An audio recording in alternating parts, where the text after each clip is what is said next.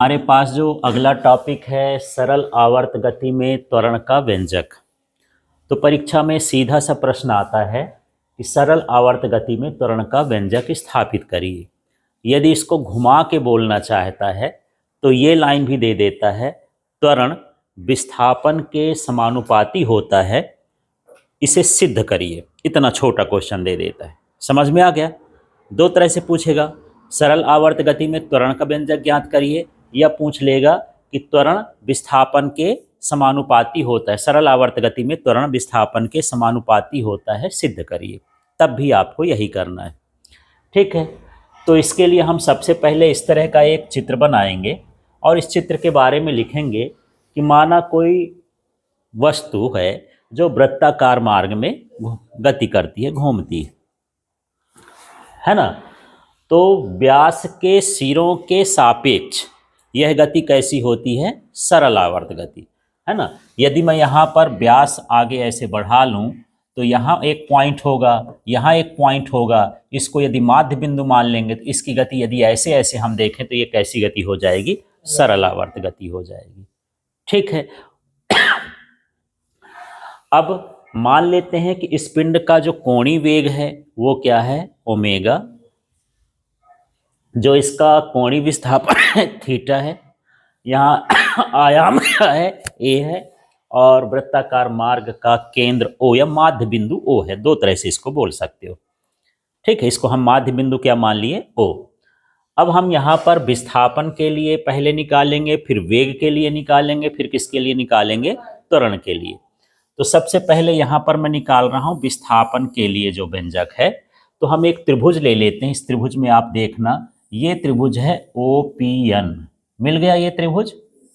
ठीक है, इस त्रिभुज में मैं लगा रहा हूँ कॉस थीटा। तो कॉस थीटा बराबर आप जानते हैं कि आधार बटे क्या होता है? कर्ण। तो इसमें देखेंगे कि ये जो ON है ये इसका आधार है और ये जो OP है ये इसका क्या है? कर्ण है। तो ये मैं लिख दिया ON बटे में हो गया OP।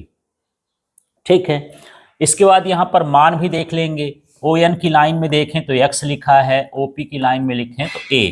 तो ON की जगह x लिख देंगे और OP की जगह a लिख देंगे।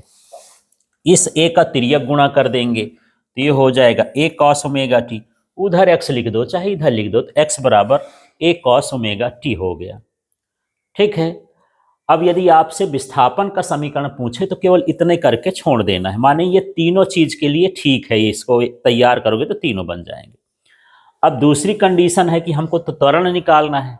तो त्वरण होता है वेग में परिवर्तन की दर। तो पहले वेग पता हो तब ना त्वरण निकालेंगे। तो हमारा अगला स्टेप होगा कि हम वेग के लिए निकालेंगे। तो वेग को विस्थापन चाहिए था, इसलिए पहले विस्थापन निकालना पड़ेगा। तो यहाँ पर वेग का जो सूत्र होता है v बराबर dx/dt। दो तरह के वेग होते हैं, जो परिवर्ती वेग होता है। एक समान वेग था और एक था परिवर्ती वेग। तो जिस वेग का मान लगातार जल्दी जल्दी बदलता है उसके लिए हम v बराबर क्या लिखते हैं? dx/dt। ठीक है, तो यहाँ पर आप देख रहे होंगे v को मैं v लिख दिया, d/dt भी ये इसको मैं ऐसे लिख दिया। क्या बचा है इसमें? x है, पर x का मान तो हम ये निकाल चुके हैं, ये वाला ना। तो x की जगह क्या लिख दोगे? a cos omega t। तो यहाँ x की जगह पर हम लिख दिए हैं a cos ओमेगा t।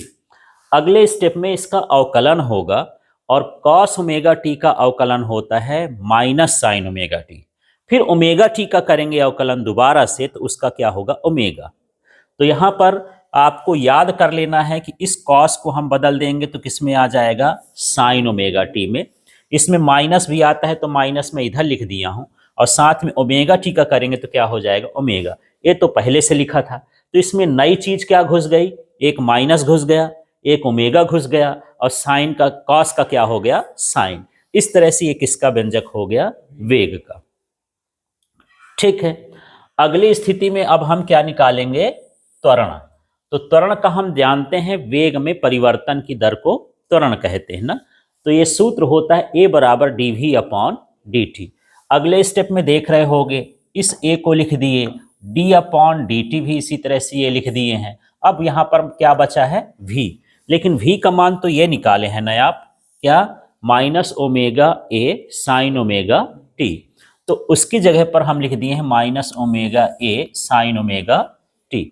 अब इसका फिर हम बदलेंगे, तो जो साइन थीटा का अवकलन होता है वो कॉस में होता है, तो साइन का क्या हो जाएगा ये कॉस, फिर ओमेगा टी का होगा तो फिर ओमेगा हो जाएगा। तो एक ओमेगा तो पहले से है, एक ओमेगा और आ जाएगा तो क्या हो जाएगा ओमेगा स्क्वायर, ये तो है ये। तो इस तरह से यहां पर देखो क्या क्या बदला है, ऊपर माइनस था कोई अंतर नहीं है, माइनस ही है। ओमेगा एक और आ जाएगा तो ओमेगा का क्या हो जाएगा स्क्वायर, ऊपर ए है तो ए, और साइन ओमेगा टी को क्या लिख देंगे कॉस ओमेगा टी। ये हो गया किसका त्वरण का व्यंजक। लेकिन इसको हम कॉस के फॉर्म में ना निकले लिखें तो और आगे भी इसको कर सकते हैं। ये देखो ए की जगह ए लिखा, माइनस ओमेगा स्क्वायर ये ए लिख दिया, ऊपर ये नहीं लिखा हूं ना मैं, नीचे कॉस ओमेगा टी लिखा हूं क्या, पर यहां से आप देखोगे कि कॉस ओमेगा टी का मान कितना है एक्स अपॉन ए, तो कॉस ओमेगा टी हटा दिए, उसकी जगह पर हम क्या लिख दिए एक्स अपॉन ए। तो यहां से देख रहे होगे कि ए और ए कैंसिल हो जाएगा, तो क्या बचा a equal to minus omega square x. तो यहां पर जो कोणीय वेग है मान लेते हैं एक समान है, तो ये किस पर निर्भर कर रहा है विस्थापन पर। एक्स माने क्या है विस्थापन, तो यहां पर ए का मतलब हो गया त्वरण, एक्स का मतलब विस्थापन और इसका मतलब समानुपाती। तो जो त्वरण होता है वो विस्थापन के क्या होता है समानुपाती होता है। ये माइनस चिन्ह ये बताता है कि इसकी जो दिशा होती है वो कहाँ की ओर होती है माध्य स्थिति की ओर होती है। इसकी दिशा कहाँ की ओर होगी माध्य स्थिति की ओर। ठीक है, अब कुछ विशेष पॉइंट हम देख लेते हैं जो एक एक नंबर में पूछे जा सकते हैं कि यदि माध्य स्थिति में है तो त्वरण कितना है। तो माध्य स्थिति में x बराबर क्या होता है शून्य, विस्थापन का मान क्या होता है शून्य। तो इस सूत्र में ये जो सूत्र आया है ना, इस x की जगह यदि मैं शून्य रख दूं तो सब कुछ क्या हो जाएगा शून्य, माने त्वरण का मान क्या होता है शून्य होता है माध्य स्थिति में।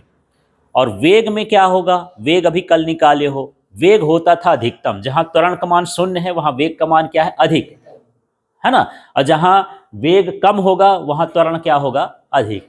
यहां पर देखो चरम स्थिति, चरम स्थिति में जो विस्थापन होता है वो आयाम के बराबर हो जाता है, अधिकतम आयाम, चरम स्थिति माने अधिकतम आयाम।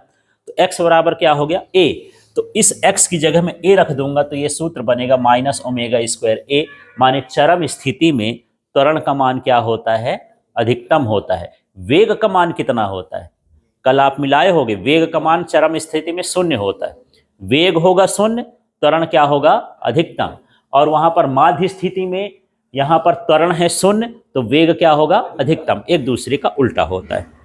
समझ में आ गया। अब परीक्षा में अलग अलग भी पूछता है तो आप इसी से सारा कुछ तैयार कर सकते हो। यदि आपको पूछा जाए कि सरल आवर्त गति में विस्थापन का व्यंजक, तो ये चित्र बनाना है, चित्र के बारे में लिखना है, यहां तक कर दोगे तो विस्थापन का व्यंजक बन जाएगा।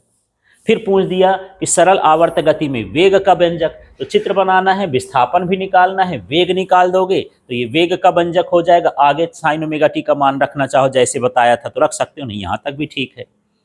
ठीक है, फिर अगले में मान दिया कि त्वरण का व्यंजक ज्ञात करिए, तो आप विस्थापन का निकालेंगे, वेग का निकालेंगे, फिर इस तरह से त्वरण का निकाल देंगे। तो यदि ये वाला आप क्वेश्चन तैयार करते हो तो आपसे तीनों चीजें बन जाएंगी।